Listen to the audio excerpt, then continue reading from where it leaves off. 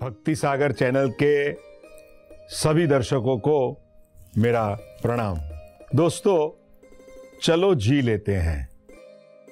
जीना तो हमें है ही, पर ऐसा जीना है कि हमारा जीवन देख करके हमारे माँ बाप को प्रसन्नता हो, जिससे माँ बाप को लगे, बाप पिताजी को लगे कि मैंने जो किया उससे मेरा बेटा अधिक आगे बढ़ रहा है।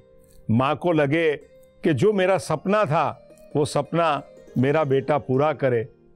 और आगे जाकर के जो गुरुजी हमको पढ़ाते हैं, शिक्षक हो, प्रोफेसर्स हो और कोई आचार्य हो धर्म के, जो जिन्होंने हमको पढ़ाया है, उनको भी लगे कि नहीं, हमसे ये आगे बढ़ रहा है, हमने जो दीक्षा शिक्षा दी है उसका ये अच्छी तरह से जीवन में प्रगति के पथ पे आगे लेके जा रहा है। और साथ में हमारे जो मित्र स्वजन सबको लगे कि नहीं, हमारा दोस्त भी जीवन में आगे बढ़ रहा है, हमें आगे बढ़ना है। पर आगे बढ़ने का मतलब आज के जमाने में क्या हो गया है कि तुम कितने पैसे वाले हो, तुम कितने श्रीमंत हो, कितने धनवान हो, तुम्हारे पास कितनी गाड़ियां हैं, तुम्हारे पास कितना बैंक बैलेंस है, तुम कितनी फॉरेन ट्रिप कर रहे हो, इसके ऊपर हमारा जीवन का वैभव आज मापा जाता है। पर जो विद्या हमने प्राप्त की है, सा विद्या या विमुक्त है, जो विद्या हमको यह लोक के अंदर, यही जमाने में, यही जीवन में फायदा तो देती है, पर आने वाला जन्म जो है मृत्यु के बाद में, उसके लिए भी हमको मार्गदर्शन देती है। ऐसी विद्या भी हमारे जीवन का बहुत बड़ा वैभव होता है, पर वो वैभव को हम जानते नहीं है। जीवन का वैभव सिर्फ वित्त नहीं है। आज वित्त के बारे में ही लोगों के दिमाग में एक ही बात हो गई है कि पैसा कमाओ, तमाशा दिखाओ, पैसा कमाओ, समाज में नाम पालो, पैसा कमाओ, समाज में कीर्ति पालो, समाज में प्रतिष्ठा पालो, और बाकी सब चीजें आज छोटी सी छोटी होने लगी है। ये बात गलत है। अगर हमको जी लेना है तो वित्त का हमें उपयोग करना है। हमारे यहां भी 4 पुरुषार्थ कहे हैं, धर्म, अर्थ, काम और मोक्ष। तो उसमें अर्थ का भी प्राधान्य है, अर्थ चाहिए। और भगवान ने खुद ने भी कहा है कि मैं तुम्हारा योगक्षेम चलाऊंगा, योगक्षेमम वहाम्यहम्। यह विश्वास भी, यह आश्वासन और विश्वास भी भगवान श्री कृष्ण ने भी भगवत गीता में दिया है। अनन्यास चिन्तयन्तो माम् ये जना पर्युपासते तेषां नियुक्तानां योगक्षेमम वहाम्यहम्। ये उनका आश्वासन है। पर उसके साथ में एक और बाइबल कहता है कि the money is the evils, it creates the problem in life. और आज वही बाइबल को मानने वाले पाश्चात्य देश के लोग आज भौतिकता के पीछे दौड़ रहे हैं। पर हमारी भारतीय संस्कृति ने, हमारे धर्म ने, हमारे मजहब ने कभी ये नहीं कहा कि पैसा गलत है। पैसा है। शुचि श्रीमंतांगे योग भ्रष्टो भी जायते। शुचि श्रीमंत लोग होने चाहिए, समाज में श्रीमंत होने चाहिए, पर जिनके पास कोई आदर्श है, विचार है, जो अपने पैसों का दान से उपयोग करते हैं, समाज में डिस्ट्रीब्यूट करते हैं, ऐसे शुचि श्रीमान लोग भी समाज में बढ़ने चाहिए। इसलिए पैसों का महत्व है। पैसों से अच्छे अच्छे काम होते हैं। एक बार क्या हो गया, एक सेठ था, नगर सेठ, पुराने जमाने की मेरी माँ की कही हुई यह दृष्टांत है, घटना है।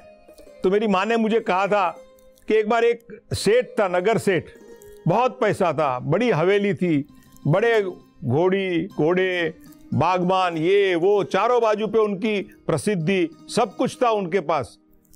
और एक दिन नगर सेठ को हुआ कि अभी चारों लड़के कमाने लगे हैं, 4 बहुएं हैं, उनके बच्चे भी हैं, पोते पोती भी है, घर बड़ा समृद्ध हुआ है, पर अभी घर को कुछ संभालने के लिए मुझे कुछ करना चाहिए मेरे जीवन के अंतकाल में। तो एक दिन सुबह सेठ जी ने चारों बहुओं को बुलाया और कहा कि बहू, आप मेरी इतनी सेवा करती हो, पर क्या हो गया कि कल रात को मुझे सपना आया, और सपने में माँ लक्ष्मी जी आई, और लक्ष्मी जी ने मुझे कहा कि अभी मैं तुम्हारे यहाँ 1-2 दिन रुकने वाली हूं, फिर चली जाओगी, अभी मेरा समय आपके घर से अभी पूरा हो रहा है। तो मैंने उनको बहुत प्रार्थना की कि माँ तेरी कृपा से मेरा ये वैभव है, अगर तू ही चली जाएगी तो मैं क्या करूंगा। तब माँ ने कहा कि अच्छा, तेरा कुछ पुण्य बचा है तो मैं तुझे एक बात कहती हूं कि कल मैं फिर से रात को सपने में आऊंगी और तब तुम मेरे से एक वरदान मांग लेना। जो एक वरदान मांगोगे सेठ जी, वो वरदान तुम्हें मैं जरूर दूंगी और ये वरदान आपको जरूर मिलेगा। और मैं कल सपनों में आऊंगी, सपनों में मैं कल आऊंगी। और ऐसा करके या माँ लक्ष्मी माँ चली गई।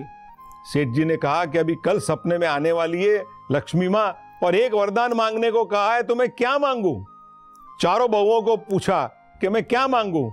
तो पहली बहू ने कहा, बड़ी बहू ने, अरे उसमें क्या मांगना है, आप हीरा मानिक मोती इतने अच्छे अच्छे ना मांग लो, रत्नों का भंडार मांग लो कि फिर हमको कुछ जरूरत ही नहीं पड़े, लक्ष्मी हो ना हो बाद में क्या फर्क पड़ता है। सेठ जी ने कहा, हाँ मैंने नोट डाउन कर लिया। दूसरों को पूछा तो बोलती, अरे क्या है, आप इसके ज्यादा करोड़ों रुपया ही मांग लो ना, डायरेक्ट रुपया रत्ना बेचो और फिर बाद में रुपया लेके आओ, उसकी जगह 100-50-100 करोड़ रुपया ही मांग लो एक बार में। सेठ जी ने कहा, मैंने नोट किया। तीसरी ने कहा कि अरे ये रुपया दागीना ये सब जवेरात सब हीरे डायमंड ये तो सब चले जाएंगे, कभी ना कभी कोई चोरी हो जाएगा, इससे अच्छा करो कि प्राइम जगह पे एरिया में कोई प्राइम प्लॉट मांग लो। बंबई के जैसे पेडर रोड एरिया है, लिंकिंग रोड का एरिया है, कोई ऐसे प्राइम एरिया में कोई अच्छे प्लॉट मांग लो। सेठ जी ने कहा, मैंने लिख ला। पर चौथी बहू जो थी ना, वो कोई प्रश्न का जवाब नहीं दे रही थी, वो नीची मुंह रख के बैठी थी। और तब सेठ ने पूछा, बेटा तू नहीं बोल रही है।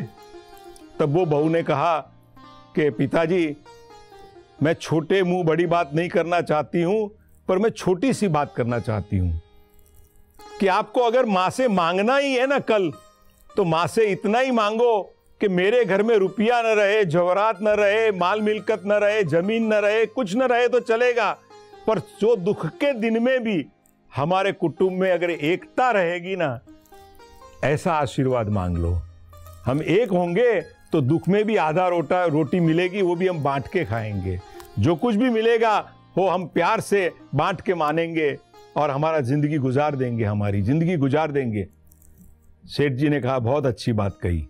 और दूसरे दिन जब सपने में माँ लक्ष्मी जी आई, तब सेठ ने कहा कि मुझे और कुछ नहीं चाहिए, जो तू चली जाएगी माँ लक्ष्मी माँ, तो तेरे जाने के बाद में मेरे घर में एकता रहनी चाहिए, यूनिटी रहनी चाहिए। और लक्ष्मी माँ ने कहा कि बेटा तेरी जो चौथी बहू है ना, छोटी सी बहू, वो सबसे ज्यादा उसकी पुण्याई से ही मैं अभी तुम्हारे कुटुंब में टिकी हुई हूं। और उसने जो मांगा, एकता मांगा, माने लक्ष्मी का वरदान मांग लिया और कायमी स्थिर लक्ष्मी तूने अपने घर में मांग ली है, तथास्तु कहा। और सेठ जी की लक्ष्मी वहीं की वहीं रही, वही समृद्धि रही, क्योंकि उन्होंने मांगी एकता। आज पैसे के कारण अगर हमारे कुटुंब में पति पत्नी के बीच में झगड़े, पिता पुत्र के बीच में झगड़े, भागीदारों में झगड़े, एक दूसरे को चीट करने के लिए नए नए फरेब बनाने के नई नई चाल बनती है, नए झगड़े खड़े किए जाते हैं, ये सब गलत है। पैसा, वित्त ये वैभव है, पर ये वैभव से अगर हमारे जीवन में तृष्णा बढ़ती है, हमारे जीवन में अभिमान बढ़ता है, हमारे जीवन में वासना बढ़ती है, हमारे जीवन में व्यभिचार की ओर की दृष्टि जाती है और शोषण, एक्सप्लॉयटेशन ऑफ द सोसाइटी, ये काम भी हम लोग शुरू कर देते हैं, तो वो जीवन का वैभव नहीं है। जीवन का वैभव तो ये है कि जिससे हमारा भाव जीवन खिलना चाहिए।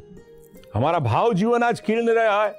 हमने पहले एक बात भी सुनी थी ना कि एक राजा ने बड़ी तपस्या की और तपस्या करने के बाद में मांगा कि मैं जिसको भी टच करूं वो सोना हो जाए, तो मेरे पास बहुत सोना हो जाएगा, तो मैं सबसे बड़ा श्रीमंत राजा हो जाऊंगा और पूरे विश्व में अपना राज फैलाऊंगा। तो तब के बाद में भगवान ने उसको दे तो दिया वरदान, पर राजा की हालत क्या हुई आपको मालूम है ये कहानी पूरी। हालत क्या हो गई, जिसको भी हाथ लगाता है सोना बन जाता है, फल को हाथ लगाता है सोना, फूल को हाथ लगाया, रोटी को हाथ लगाया, जिसको हाथ लगाया सब सोना हो गया। अरे ये तो राजा ने अभी तो बैर कर रहा था, सह रहा था, पर उतने में छोटी सी उसकी लड़की दौड़ती हुई आई और पिताजी को चिपक गई, राजा जी को, और एक चुम्बन ले लिया तो वो बिचारी भी सोने की बन गई। और राजा ने अपनी प्यारी सी लड़की को, गुड़िया को, जब सोने की गुड़िया बनते हुए देखा तब उसका सारा जो मोह था सोने के लिए वो खत्म हो गया। बहुत लंबी बात है और आप सब जानते हैं, आज भोग जीवन से हमको भाव जीवन की ओर हम बढ़ेंगे तो वो जीवन का वैभव है, इमोशनल फीलिंग्स। आज हमारा दिन ब दिन इंडस्ट्रियल सिविलाइजेशन के कारण, अधिभौतिकता के कारण हमारा भाव जीवन आज लुप्त होते जा रहा है। हमारा भोग जीवन 90% है और भाव जीवन 10% भी नहीं है। मां का वात्सल्य, मां का प्यार, ये क्या है हमको जानना चाहिए। और मां हमारे लिए क्यों घिसी है और मां के लिए मेरा क्या कर्तव्य है, ये समझाने की बात नहीं होती है। भाई भाई के लिए उसका कर्तव्य क्या है, भाई बहन के रक्षाबंधन में रक्षा बांधती है तो उसके पीछे क्या भाव है। अरे एक बेचारी गरीब सी लड़की थी, वो अपने भाई को राखी बांधने को गई। भाई को राखी बांधने के गई, भाई थोड़ा पैसा वाला था तो बहन की इज्जत न रखते हुए, उसका भाव देखते हुए ना हुए कि भाई मेरी ये बहन जो है वो राखी बांधने को आई है तो उसमें कुछ भाव है, प्यार है, प्रेम है, पर वो ना करते उसने कहा अरे क्या 200-300 रुपया कमाने के लिए मुझे राखी बांधने को आ गई है क्या। बहन को बड़ा धक्का लगा, बहुत बड़ा धक्का लगा कि मैं क्या पैसे के लिए भाई को राखी बांधने आई हूं। भोग जीवन से भाव जीवन की समृद्धि अगर चली जाती है तो जीवन मृत प्राय हो जाता है।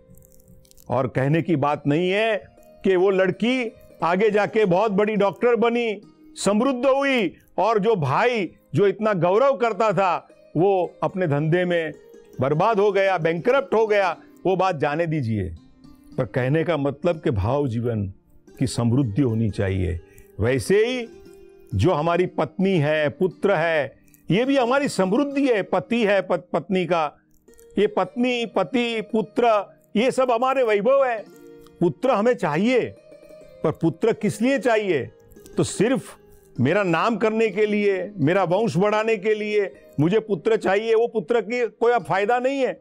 आज पुत्री भी होगी, अपनी लड़की भी होगी, वो भी कुटुंब का गौरव बढ़ाती है, कुटुंब का, पिता का काम आगे बढ़ाती है। आज के जमाने में तो मैं तो ये देख रहा हूं कि लड़कों से ज्यादा लड़कियां अपने पिता का ध्यान रखती है।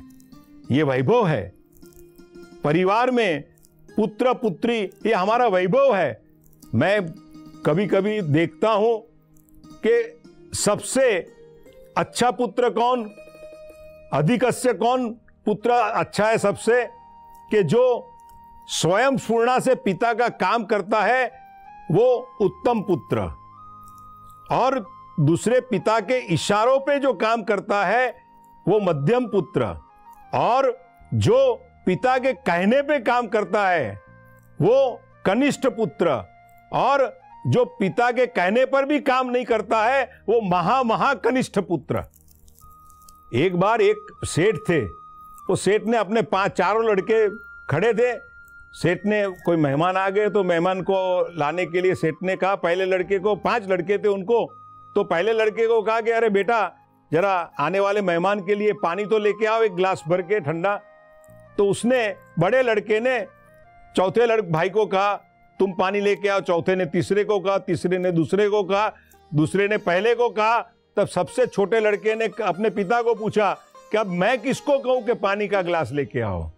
तो पिता ने कहा कि अभी किसको कहने की जरूरत नहीं है, अभी मैं ही खुद उठता हूं, मैं ही पानी लाता हूं और मैं ही पानी पिलाता हूं। ऐसे पुत्र का कोई फायदा नहीं है। पुत्र वो है, पुत्री वो है जो पिता के अधूरे काम को आगे बढ़ाए, पिता की तकलीफों को दूर करे।